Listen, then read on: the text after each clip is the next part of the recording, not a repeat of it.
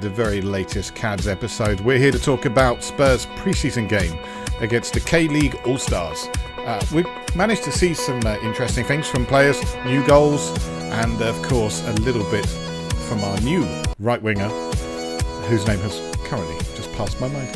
But hey, let's talk about all of that with tonight's guest, Ashley. How you doing, Ashley? All right, mate.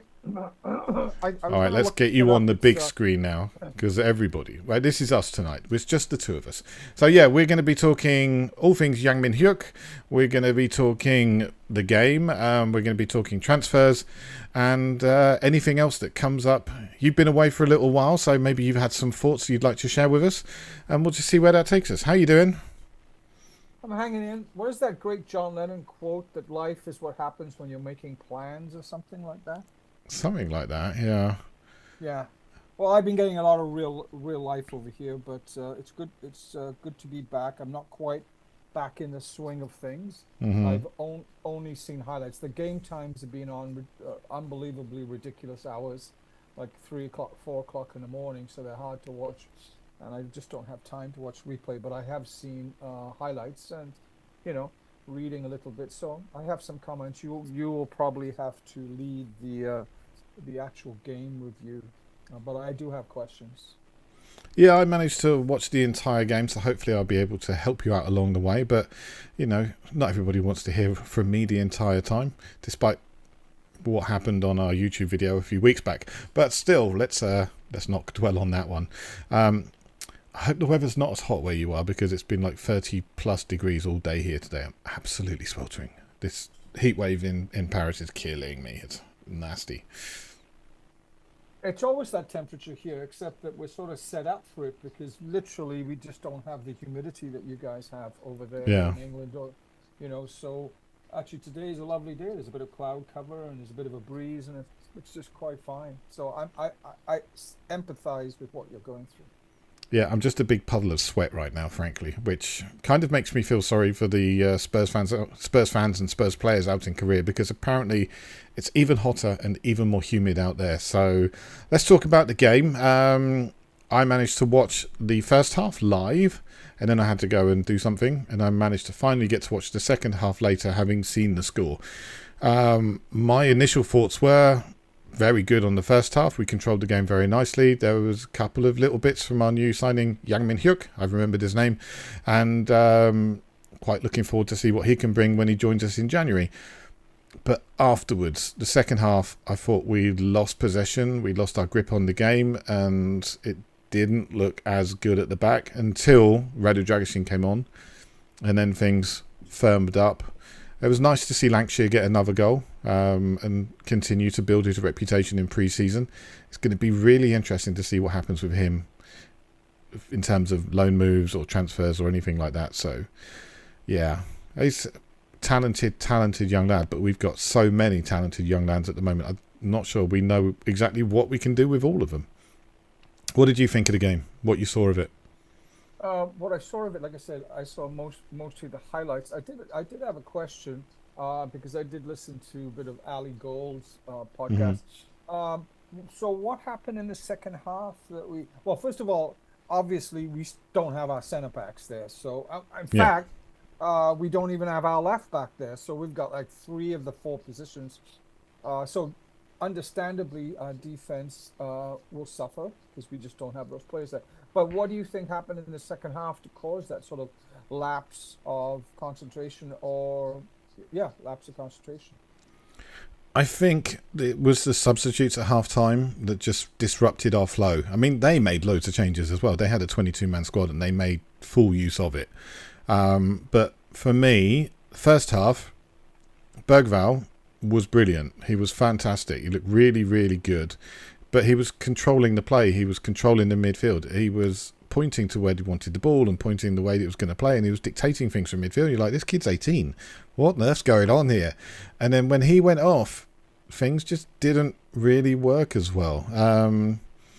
I made some notes. I made some notes for this. Before the notes, just so that one thing on Bergvall, since I didn't see that. So he made a big difference. His absence made a big difference, and we were sort of missing that sort of key element of control and whatever in the middle and the second half. Yes, true. Yeah, I think we were missing someone who was willing to take on the ball and make things happen. So I'm a big fan of Skippy. Big fan of Skippy. I think he's a lovely guy. I'm very glad he may be signing a new contract and staying with us because, I think he's got a future with us. But he's not at the same level as Lucas Bergvall. He's not at the same level of Archie Gray. Right? That's He's played, amazing. I don't know how many more Premier League games or how many, full team games he's got more than Bergvall, and he should have quite a few more because he's like 6 years older. But he's just not at that level. There were passes that were going astray. There were things that weren't working out for him. And he was in his main position. I thought he'd actually look better in the other preseason games where he played defence. Right. Um, Which is like the end of last season. Remember, he's playing left back. Yeah. Right, which he seemed to be fine, right? He did an okay job over there at left back. He did an okay job, but I think most people were happier when Van der Ven went to left back instead of him right at the last game of the season.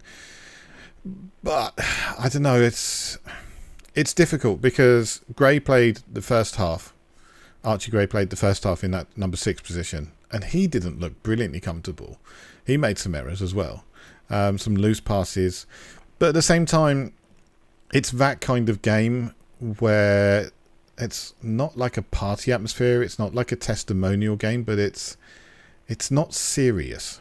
You got group of players. They've got 22 players who don't normally play together, right? They're handpicked, so I believe 12 of them are selected by the public and 10 of them are selected by the coach. Okay, and they're all come from different clubs in the K-League, and they've got a few days to get together and put something in, and you're like, wow, it's kind of difficult to put something together that's going to make a real effort against a side that should be knowing each other's game inside out by now. So the K-League should have been walked all over. The K-League's All-Stars. We should have walked all over them.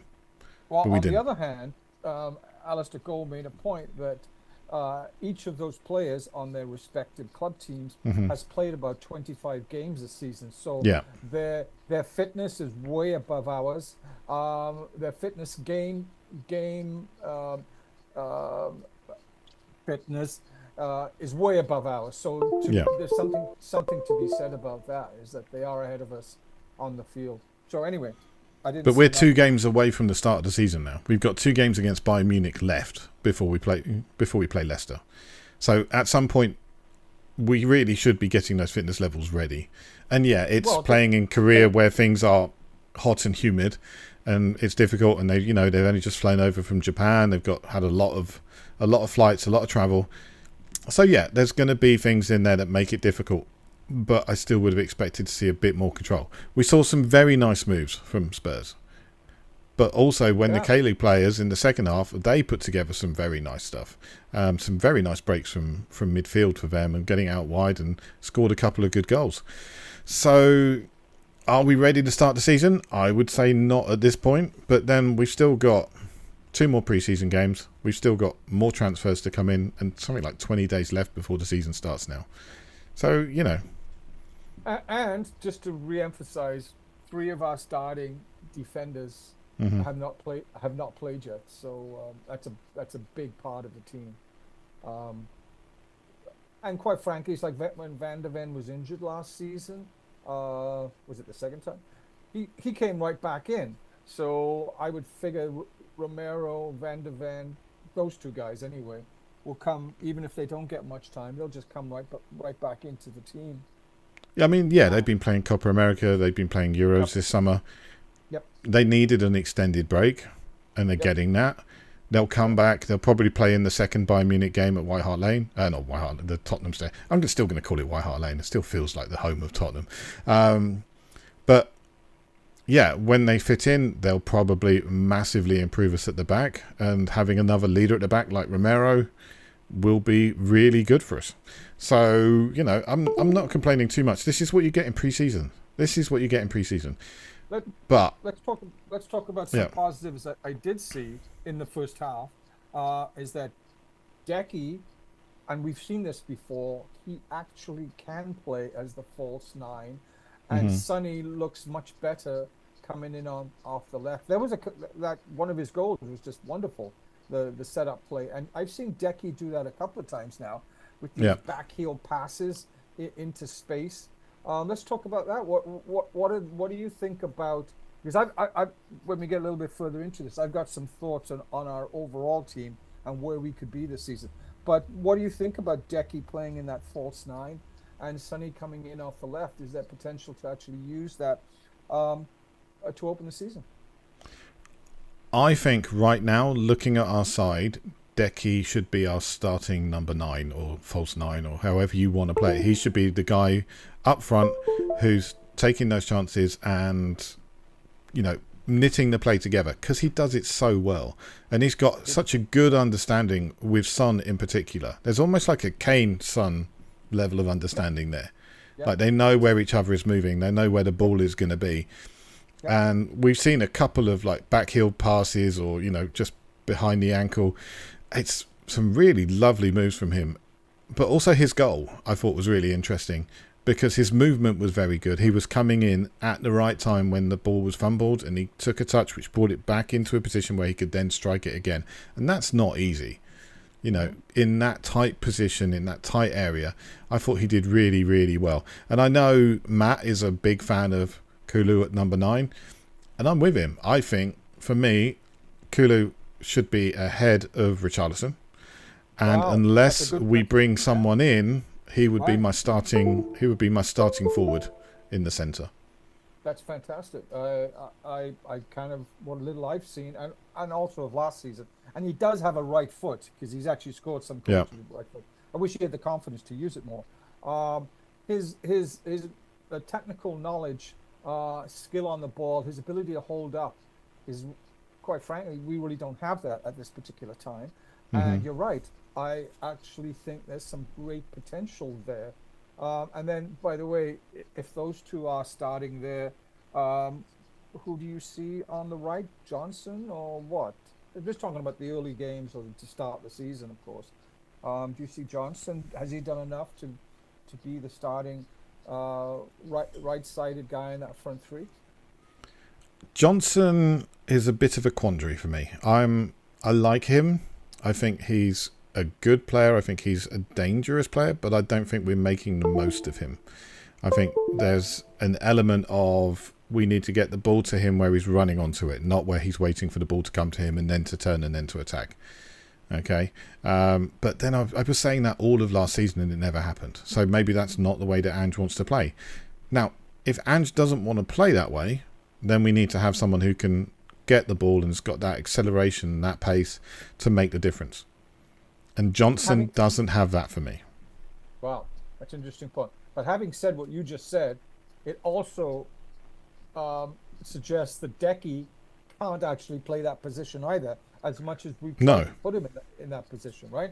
No, I don't think Deki should be right-sided either. That's why I want him in the centre. Right. Good, yeah. Which really creates a bit of a problem for us because who do we play out on the right? Solomon? Right. I don't think so. I think Solomon's going to end up leaving the club. I think Solomon's in a very weak position. He's third choice for the left. He's second, third choice for the right. And if we bring in someone for the right, he's going to become third choice. And he's going to have some value. And we paid nothing for him. Maybe it's time to move him on, get him somewhere where he's going to play regular football, get a few mil for him, and just, cash all of that in and just a little bit more money for the piggy bank. Okay, I've got something controversial that's been on my mind that I'd like to throw into the other guys are going to go, what the F is Ash talking about? but I actually thought about this last season as well. I think Ange still has a grace period with us because we can see the potential of when we're good, we're really good. Potential of what we can do. I honestly, we're talking about, I got to bring these 3 guys in. You know what? They might not come in, and the guys we get may not be the best people that we want. My suggestion is, I'm not talking about tanking this season, but I truly, truly, truly believe he should give including that right wing you're talking about, he should give our younger players a shot at these positions, put them into the cauldron, the fire of the cauldron, let them play those 8 games that we've got in Europa. You know, if we get 5th place, well, okay, that's fine, or 6th, okay, that's fine. Really make a run at the Europa or a cup, but more importantly, and I'll ask you the question then. More importantly, get these young kids. Okay, if we were going to start one of these young kids, who would you, if there is there, put on that that position we think that needs to be filled there? Can Donnelly play there? No. Can Bergvall play there? Can Gray, who seems to be able to play any position, can he play there? If we were going to throw caution to the wind, Stu, how can we incorporate these kids into our starting 11? I think Bergvall's probably the most likely. I don't know if you watched the game against Hearts and QPR, but there were points when he was out on the right and he was pinging in some crosses, and they were sensational crosses. So he's got the ability to play out there. Mm-hmm. He's definitely got the ability to play out there. But again, I think he's going to end up being a first teamer for the midfield, central midfield. So, putting him out on the right is kind of wasting his abilities. I think he's going to be knitting things together very nicely. It's very, very tough. I think it's I think there are 2 positions we really, really need someone. And when we bring someone in, that means we've got to move people on. I think we need a number 9. I think we need to push Kulusevski. So which means I think Richarlison needs to go. Okay, I agree. Which means Saudi Arabia, if you can come in and chuck us our 60 million back, that would be great. Thank you very much. Okay. Right wing, I think we absolutely need someone at right wing. I think we can cover just about everything else. I mean, I'd love to see us getting a inverted left back as well, and there are a couple of names that people have talked about who I'd be happy with, but they're going to be backups. There's no one that's going to come in. There's no one that's going to be available. There's no one that's got the ability to come in and take that left back spot from Destiny Udogie. No one. Okay. That we could afford. Right. This is going back to my point. I said, we say bring this guy. Maybe we're not going to be able to bring in those people, okay? Yeah. And going back to that left back, apparently he's played in several, and you've spoken about this guy highly for the last 2 seasons. I haven't seen enough. How has Donnelly been playing at that left back? And let's face it, it's actually a midfield role where you do have some obviously defensive responsibilities, but it is a midfield role. What do you think about Donnelly in that position? Remember, we played Skip there, but Donnelly has been playing there. Ange must be doing it for a reason. He's just not throwing him in there for no reason. No, I think potentially for this season, if we don't bring someone in, it's going to be a case of if Udogie is out, then it's going to be a choice between Skip and or Donnelly to take that position. And right now, I think potentially it's Donnelly's to lose. There you go. He's playing really well when he's got the ball, when he's getting in positions. He's very, very dangerous. He's hit the post twice in pre-season so far. Really? Yeah. Created a few goals, made some good chances, looked very comfortable in possession. It's the other side of the game, which, of course, he's new at. He's never, as far as I'm aware, he's never played left back in the under-21s. He's never played left back in the under-18s. He never played left back in the academy.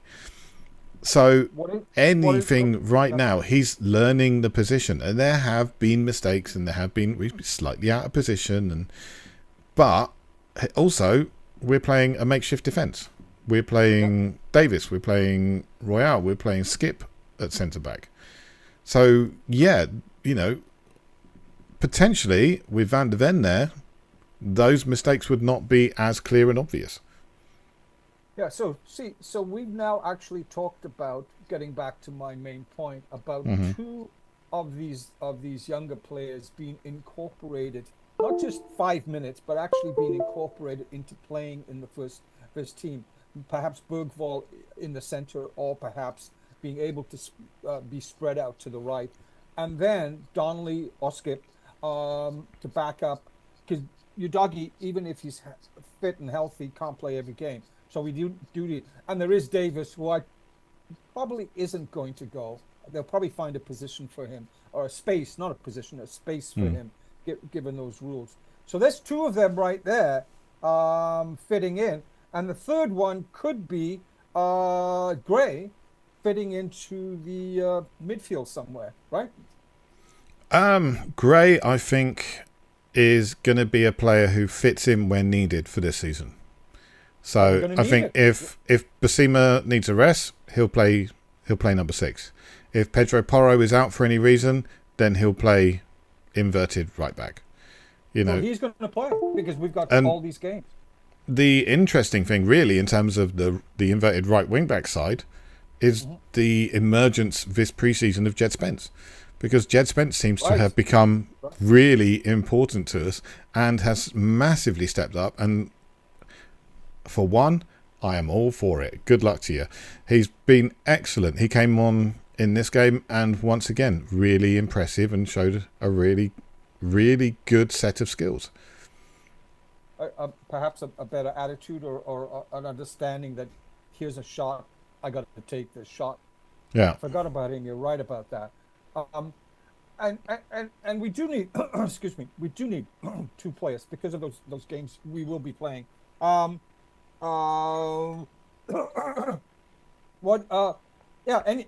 Anybody else from the nobody's mentioned about Madison. How has he been playing in this preseason? He's been quiet. I'm still a bit worried about Madison. I mean, towards the end of last season, he was not at his normal pace. Yep. Right. And right now, looking at him, I'd still say he's not up to speed. And frankly, we keep on getting linked to creative midfielders. Szymanski, I think, is a guy we've been linked to from Fenerbahce multiple times. We keep getting linked to Conor Gallagher, who can play that slightly more forward role. More impressively, we've been linked to Eberechi Eze, who definitely can play that role. And right now, I think if Eze was to come in, Eze would probably be number 1 choice in that position. Because however good he can be, James Maddison is not living up to expectations right now. So Eze, the Palace guy, is he? He's an advanced creative midfielder. Is that what he is? He can play. He can play out on the left, or he can play through the centre and be the more advanced guy. Yeah.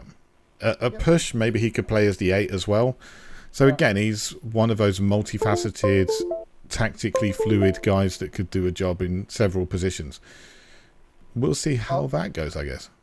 Let me ask about, since you already mentioned him, and I actually like the guy, but it just seems we can't rely on him. Richarlison. It just seems we can't rely on him. And to say like, oh, we'll see how he goes in the first half of the season, that's too late. You either bring somebody in. Yeah, it's too late. It's too late, right? Yeah, it's too late. We'll get somebody like Werner, who's not bad, but, that's what we'll get. I actually think we should, I really, really like the guy. I think we should move him out because he is going to get injured and he's got issues, and that we should roll the dice. Maybe not a big guy maybe one of the, come on, you scouts, find somebody, if it's not Eze, find somebody who can contribute at the goal end, at the sharp end. There are 2 positions where you can really make a statement this summer, where Spurs can put money in and they can say, we are making a major difference here. Right wing is number 1. If you splash out on someone like Neto, if you splash out on someone like Desiree Doué from Rennes, that you're talking 50, 60 million pounds or euros, big money for a player in that position. For each, right? For each. And okay. Right. Doué isn't even specifically a right winger. He plays an attacking mid, but has that ability to go both ways. He's so good on the ball. He's got the ability to drift past people. And, I mean, it's a shame he's not 18 any longer, because he could have continued our run of buying 18-year-olds. But the one big position where you can make a massive splash is that number 9 position. So we keep getting linked to all kinds of people. We've been linked to Tony. We've been linked to Jonathan David. There's even been linked to Osimhen from Napoli, which has got to be pie in the sky stuff.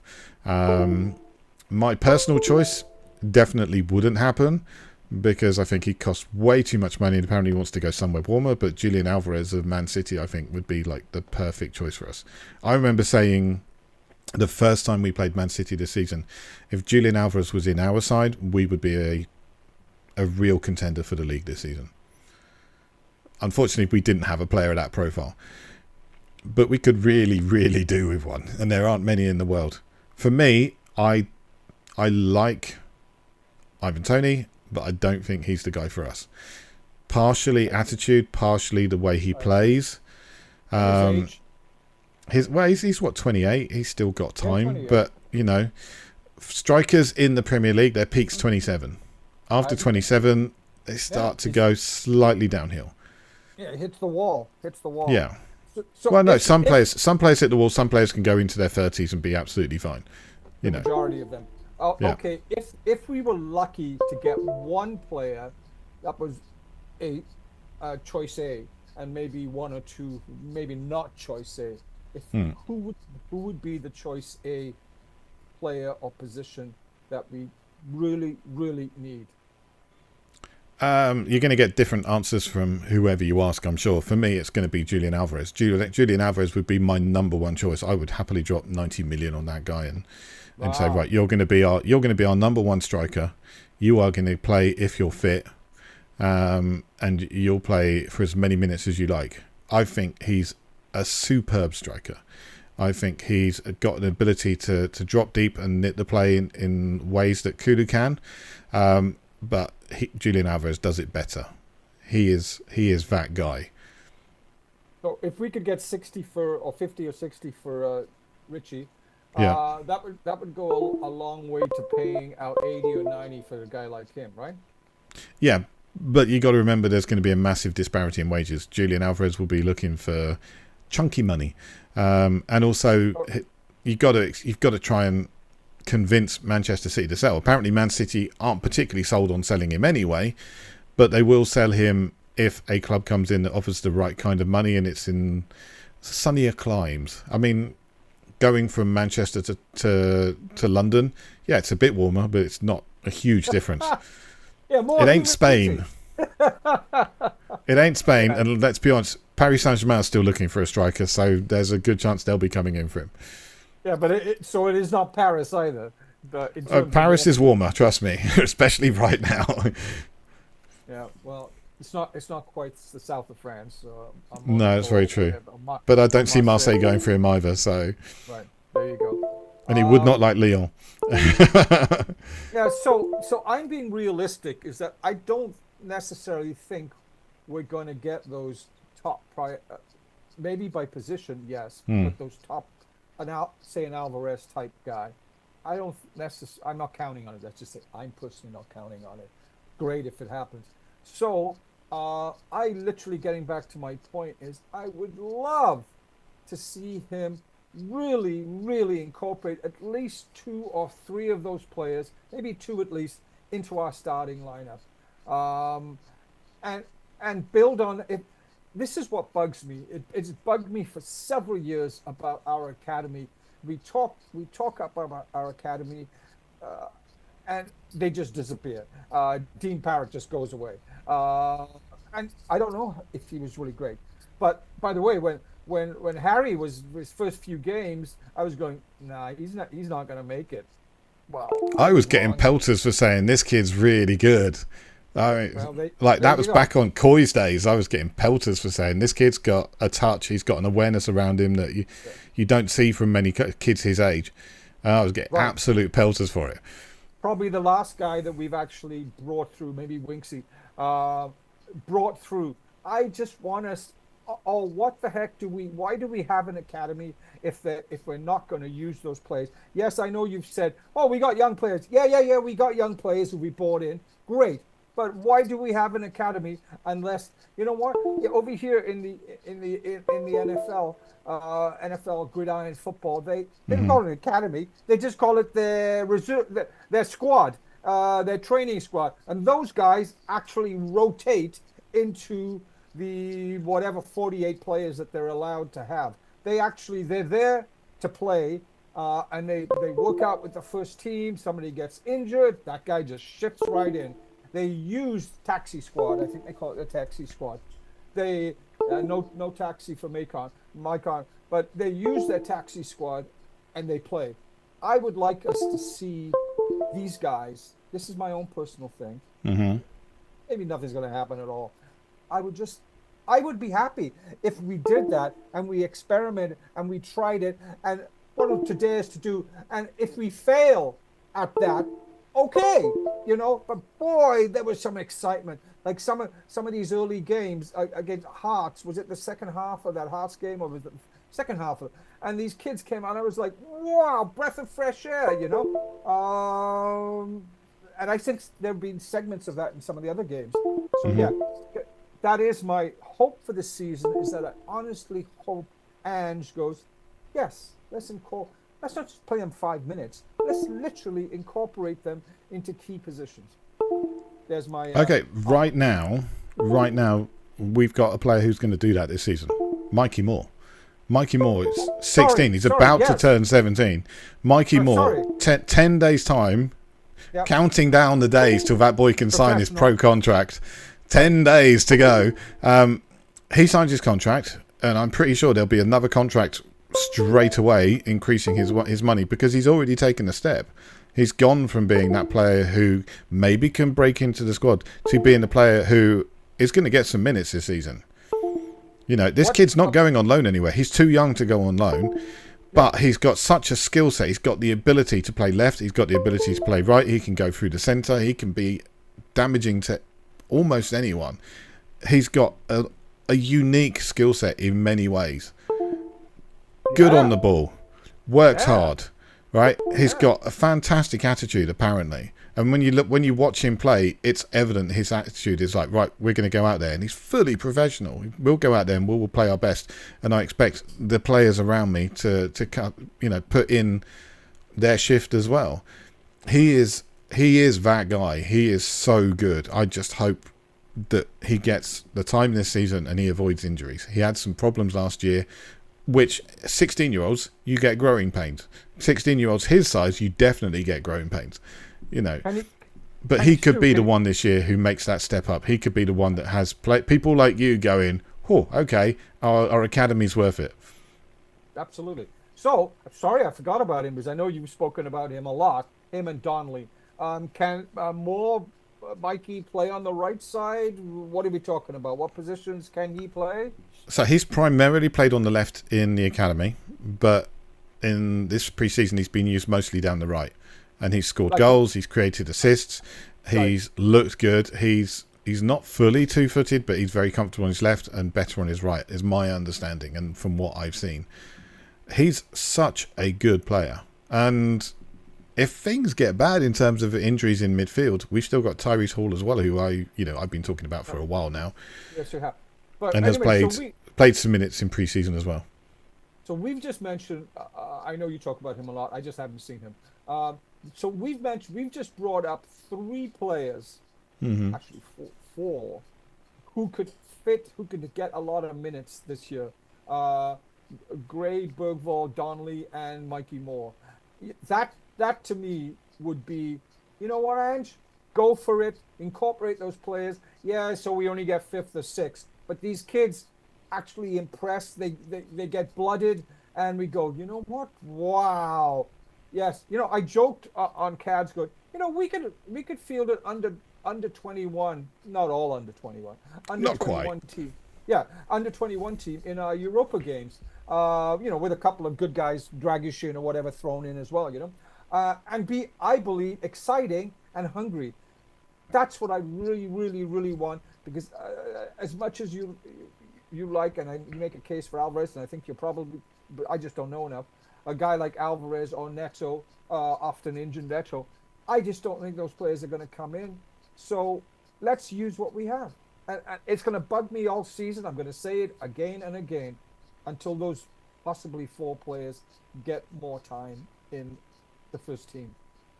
So Neto has been linked with us again today, and apparently, according to the fabled ATKs, we're getting closer. I have major reservations about Neto. He missed something like 124 days of last season with hamstring injuries. Yep. Why are we buying trouble? Why are we buying trouble? If we're going to ship Solomon out, why why would we bring in someone who's missed almost as many games as he did last season? Totally agree. Yeah, that's which begs the point I'm trying to make is that we're possibly not going to get those prime players. Maybe one, maybe Eze, and the rest. Let's just go with what we have. Really. Yeah, but he's got a skill set we don't have. He's rapid, he's tricky, he commits players, and he makes chances down the right. We don't have that. Mikey Moore can't do that. Mikey Moore's not as quick. He's tricky on the ball. He goes past people. He doesn't have that outright burst of acceleration. So Mikey Moore and Bergvall together don't offer perhaps what we need. I don't think they're the answer to our right-hand side issues. Well, we might be stuck with them. We may not get. We might be stuck with them. And of course, in January, we've got Youngmin Hyuk, who's going to be joining us, who does have pace, is quick. It has got that ability to go past people. We saw him turn Emerson Royale in this game, and he did it relatively easily. Caveat: it's Emerson Royale, but still. By the way, all the K-League players, apparently, the K-League All-Stars, when asked who was the toughest player to play against, apparently they were all saying Emerson Royale. They were saying he was such a good defender that they found it a real struggle to get past him. Okay. So. Anyway. Yeah, let's move on, because I don't think he's going to be here next week. Right, and I do like him as well, actually. His effort and whatever. He's just the most un-Brazilian like player I've ever seen. I love the vibes. I'm not sure about the ability on the ball, or concentration levels can be somewhat missing. Yeah, exactly. So we might well be having Johnson starting on the right, being backed up, and I love the idea of Deki false number 9 or in an 8 position, because he has played that. And it is funny. Remember, it was Charlie last season was saying that, I'd put Madison on the bench and get a better replacement for Madison. Charlie was saying out loud. And from when I asked you, you said he hasn't been, showing that in the preseason, at least anyway. So he's not yet. Yeah. I really hope he steps it up, because an on-form James Maddison is a player that the rest of the Premier League struggles to deal with. Yep. But this is what he was like at Leicester as well. I mean, he'd start hot, have a few really good games, pick up an injury, and then struggle until the end of the season. So I think he's great. I think he's great as a player. I love watching an informed James Maddison. But he's got to be in form, and right now he's not. And so you look at the squad and you say, right, is there anyone else that's got that ability? And potentially beyond Bergvall. Bergvall potentially has. Yeah, Kulu could do a job there. But the obvious thing is bring in someone like Eze, who we know has got that ability, who can knit things together, who can go past people, who can get forward and get some goals. I'll tell you who I liked from the England team. England was is it Cole Palmer? Man, oh man, I liked him on the right. I don't think he's super fast, but he's really skillful and tricky with the ball. He really is. He's faster than Deki, that's for sure. And I just like. I don't watch Chelsea, so I never really watched much of him. I watched him more playing for England than I did for playing for Chelsea. Boy, it'd be nice to have a guy like him. Now he's really skillful on the ball. So yeah. He is really skillful on the ball, but there's been some interviews with him that I've watched, and I'm like, I don't really like the way he's talking. So, for instance, he was talking about his time with England under Gareth Southgate, and he was saying, I always want to play forward, I always want to attack, I'm not so interested in the other side of the game. And if I get sent on, I'll go out there and I'll attack, and that's what my focus is on, and that's all I'm going to be thinking about. I'm like, well, hang on a second here. You've got to respect your manager. I am not a huge fan of Gareth Southgate. But if he's your manager, you've got to do the job you're given. So if he tells you to go out there and shackle that player, you go out there and you shackle that player. There's no, I don't want to be doing that, so I'm not going to. Which is kind of what he was saying. So yeah, really, really good player and dangerous, and he creates chances. And frankly, if we could price him out of Chelsea, then there's a very good chance we would. But I think Ange may struggle to work with him because I'm not sure he would impress. Let's put it that way. Good point. Good point. Good point. Yeah. So what? We've only got 2 more games against Bayern. Is that it? Before 2 games against Bayern, 1 in Korea, 1 back in London, and that's it. I'm sure there's probably going to be a behind closed doors friendly that we don't hear about because there's a big gap between the 2 games. But yeah, it's getting close. It's getting close. I'd like to see a 1 player in before the second Bayern game. I doubt we're going to get anyone for Saturday. But maybe we'll see a doggy back because apparently he's back training. It's not going to be... I don't think it's going to be as strong a start to the season as we saw last year. Oh, okay. Now this because it just hurts my brain too much to think about it. So I'll just ask you about it. And some of other CADs who are really good at all this algorithm stuff, you know. Okay, so what's the deal on our numbers situation? We have to get rid of what to bring? Are we at the limit right now? Where are we with that numbers? And quite frankly, Stu, I don't have a clue. So please. Right, so I'm considering Reguilon as gone. I'm considering he won't even be registered. Which for my numbers leaves us 3 or 4 spaces in our first team, whether they're foreign born, whether they're over 21, for the league. Okay. 4 3 or spots. 4. That's good. But right? Europe, we have 1. All right. And that's because... So it's very tight in Europe. So Europe has rules about you need to have X... You've got A and B lists. Right. Okay, so you need to have X number of players who have been homegrown at the club.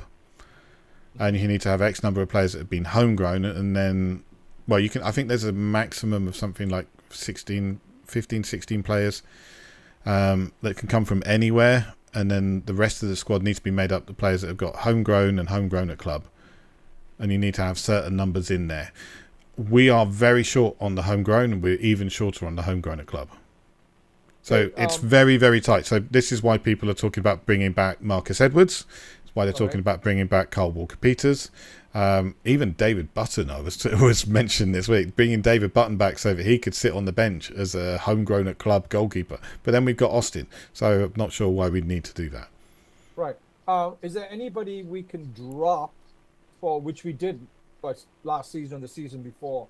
One of our veterans, we just didn't play him. Is there anybody we can drop, like to make room to get so we have space for 2 players? You know. Is Davis being counted in that Europa? Because Davis is Welsh trained, I believe Davis actually goes on the foreign players list. He doesn't count as the under. Yeah. So we could drop a guy like Davis and have another position for the Europa I'm talking about. We could, but I think we're much more likely to drop Solomon first. Solomon's likely to be dropped off that list. He won't, you know. Okay, I would be surprised if he's still at the club. Right. So if we drop him, we'll have 2 players. 2 spots. Yeah. What about if we drop Royal? Are you including Royal in that? No, I wasn't including Royal in that. I was expecting him to go. So. Okay, so basically 2 if Solomon goes, yeah? Yeah. So, and then you've really got a decision to make. Who do you drop? Richarlison, to me, kind of seems the obvious one. If we sell him, that gives us another spot. After that, is it Kulu? Are you looking at Kulu? Deki? No, I can't see it. Madison! I can't see that either. Madison's so integral to the way we play when he's fit and happy. I'm just kidding. Yeah, but I knew what you were saying. I mean, but it's really tough. This is the thing. Everybody goes on, just spend the money. Just go and buy a club. Go and spend 70 million on Eze. Go and spend 80 million on such and such a player, you know. Go and buy Tony. First of all, I don't think Tony fits the style that we want to play. I agree. He doesn't play against deep block sides. He's played in a low block side himself. You know, you look at his touches, his numbers of loose touches, he loses the ball quite a lot in tight areas. He's not going to be the guy who knits everything for us up front. He's going to be he's the razor sharp edge, that you want to have there finishing their goals off, but he's not going to get involved in the build-up play. He is good at receiving the ball back to goal and bringing the wide players in, but in terms of like just receiving the ball and quick passing up, like we've seen Kulu do, like we saw Richarlison do at times last season, he's just not that guy. And he's 28 now. His form was on the decline last season. He had the problems with his betting, which got a lot of sympathy for. I've worked in the betting industry myself. I know how pervasive it can be. I know how pernicious it can be, and people struggle. But you don't buy trouble. You don't buy injured players. You don't buy players who come in with issues and you think, oh well, maybe they're not going to fit. And you certainly don't do it if they're going to be your top earners and the most expensive players at the club. So you're preaching to the choir there on him, Tony, and also who's the guy on the right wing? Neto. Yeah. Right. So you're preaching to the choir on those two. So basically, forget about those two guys. Okay. I just hope our scouting system is going to unearth a Deki or hey, we haven't even mentioned him. What's going on with Rodrigo? Yes, Mr. Bentancur. Well, he's still on holiday from the Copa America, right. As is Romero, as is Lo Celso. So those three are still due to come back. I suspect Lo Celso will go somewhere, potentially Aston Villa, potentially back to Spain. Bentancur, I think, potentially could have been brought back to join the Korean tour, but considering the issues that have been widely reported, it might have been a good thing that he didn't make that. My question now is, he's got long enough on his contract and we could probably extend his contract. Do we send him out on loan somewhere, make sure he's absolutely fully fit, and let the waters pass on the racism accusations, and let him come back at the start of next season when things may be a little bit calmer and things may be a little bit clearer, in which case we've got another spot in the squad. But right now, he's a flexible player who can play in the 6, he can play in the 8, he can also push forward and even play as the 10 if needed. It's not that long ago, Stu, that we, I think before he got injured the first time, that we actually thought he was the best player on the team. He was. He was. He was, and that was when Kane was in the side as well. He was the highest performing player at the club. Right. Perhaps we've forgotten about him. Let's see if he can. If he is with us, let's see if he can do that. And Betancourt and Lo Celso were included in that Europa Copa America, number? Yeah. No, not Copa America. No, I wasn't including Bentancur. I wasn't including Lo Celso because I thoroughly expect him to go. I didn't include Gil, who's now left. I didn't include Royale. I didn't include Reguilon, and I didn't include Lo Celso. And Solomon? Yeah. Solomon I did include. Yeah. All right. So Betancourt, if he goes on loan, that would also free up another position. Listen, I'd like him to stay. I saw some of his games in the Copa, and he was looking good. He didn't start all the games. He was actually looking good. He was really good with the bottle throwing. But oh yeah. See, that's the thing. People talk about the racism elements and they talk about his injuries, but he threw 2 glass bottles into a crowd. I know. He's going to get a ban. He is. I mean, he was probably going to get a 3 or 4 match ban for his comments about Sonny's cousins and things like that, which he'd absolutely deserve. You cannot say that kind of stuff. Certainly about it's your captain. Like, you don't just disrespect an entire nation and the captain of your football club. But the other thing, you do not pick up glass bottles and pelt them into the crowd. Yeah.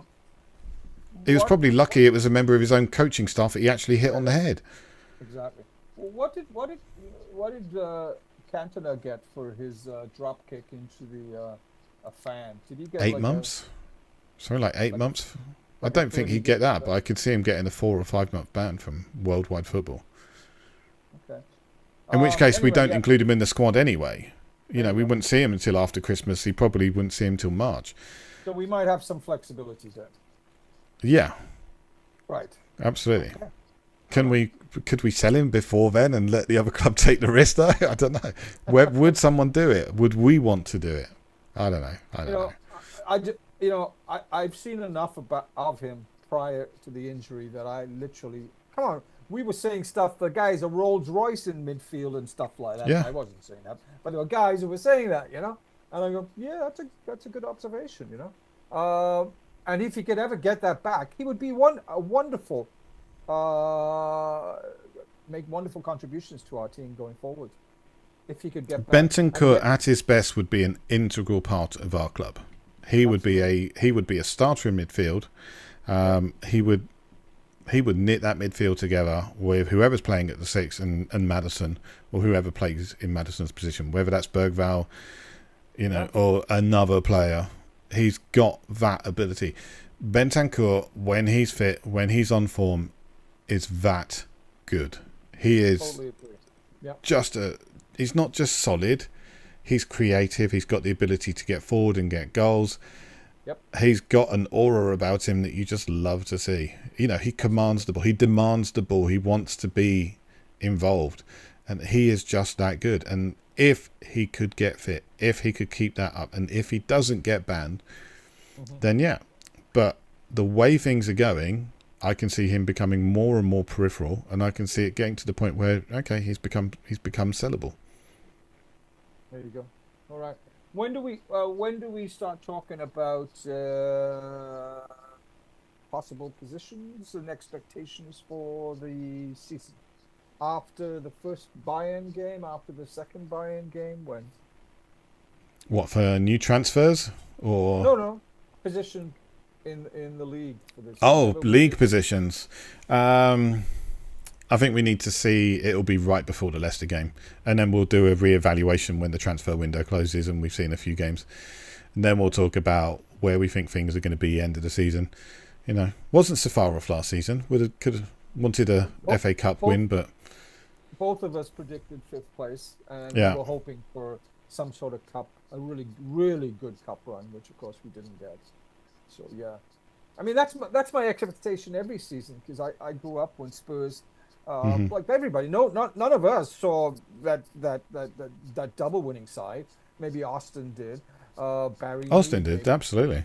Yeah. So we didn't. So we've basically seen Spurs at, and quite frankly, in the early 80s, that's when they were a great cup-winning side, and we actually lost to Liverpool in a League Cup in that 4 or 5 year span as well. We were great and had wonderful players, So quite frankly, that really, in many ways, has always been my goal: is can we have some of this, please? Trophy being lifted up, I don't come from a generational Tottenham Hotspur family. Like, I didn't even get into football until like my early teens.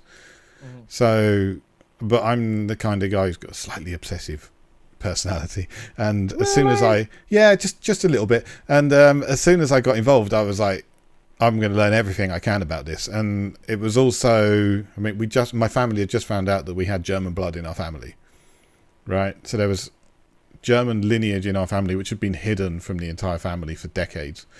And suddenly it all came down, and 94 World Cup, and Jurgen Klinsmann starred in the 94 World Cup, and then he signed for Spurs, and I was like, okay, let's see what this Spurs team is all about. And that was it. I was hooked. I watched one game, and that was me. I'm a Tottenham Hotspur fan for life after that. And ever since then, we've gone through this thing where we have 2, maybe 3 good players, like really good, top class players, and we've always had at least one who you can point to and go, yeah, that's that guy. Whether it was David Ginola or Gareth Bale, or similar to that, he's that guy. Berbatov was the guy for a while. We've always had those players. We've not very often had teams where you go, wow, that is a fantastic side. The side that Pochettino got to the Champions League final, that was a really good side, and should have done more. Yeah, Birkenshaw's before my time, but they were really, really good, and I think they finished I think we finished second one season as well. Apart from all those cups, 2 FA Cups, a UEFA Cup, another League Cup final we were in, and we had guys like Hoddle and Diaz and Villa, Archibald and Crooks. We had really, really good players in that 5-year period. You know. But right now, I think we are 3 signings away from having a squad that can compete for honours and be talked about in the future as being, that was a damn good side. So you're talking a right winger, you're talking a centre forward, and for me, we need a left back that can come in and pick up the slack when needed. Because apart from that, we've got Davis who can come in and do a really good job at the back. We've got plenty of midfield options. We've got plenty of left wing options. We've got some backup for the centre forward if we need it. If somebody comes in and that person is injured, then we can play Kulu. Then we can play Richarlison if he's still at the club. I think we're 3 signings away from having a significant side at this club, and I think that's getting back to the side that got through to the level of the side that got through to the Champions League final. I think we're getting there. Well, I think we can get there if we bring these young kids in, and maybe a couple of years from now. We're not there. We're not there yet, and I personally don't expect us to be there yet. But I want to see these kids. You guys have been hyping them for so long, and the little bits I've seen, I'm going, they're awfully good. I love guys who are confident on the ball, eager, hungry. Really. Bring it in. I mean, I've been following the academy side. I've been following under 21s for a little while now. I did not expect to see Donnelly making the step up that he's made in this preseason. And you're getting to the point now where you're saying Donnelly actually could be a part of this squad next year. I suspect he's going to end up going on loan somewhere. If we do bring in a left back, and I think we will, then that takes his position out for a little while. And for me, I suspect he'll go on loan. There's been talk of Luton. I think he'd do really, really well at Luton under a settled management. I think, if he can go there and get in the side, he'll play a lot of football, and he will be a very good player for them. And then we get a player coming back next season who's got more experience, got more men's football under his belt. And also there's Vuskovic who's joining next year. So we don't really need a centre-back as much because we can make do with Davis this year. We can make do with Davis next year. And all the time we can be betting in Luka Vuskovic, who looks an equally phenomenal talent. Look forward to seeing what he can do in Belgium this year. So. And we still do have Phillips as well, who we paid a little bit for. So we do have not a lot. We did not pay a lot for Phillips. Right. 4 million or something like that. Really? Yeah. About the same as we paid for Young-min Hyuk. So. Okay. Yeah. So there we go. We've had a good long chat. We've talked it all through tonight. We will be back on Sunday after the Bayern Munich game. Sadly, we won't be talking about Harry Kane because he's not going to be there. But we will be talking about this squad. We'll be talking about how they've done against the best side we will have faced in pre-season so far. And until then, come on, you Spurs. Thanks, Stu. Thanks, man. All right.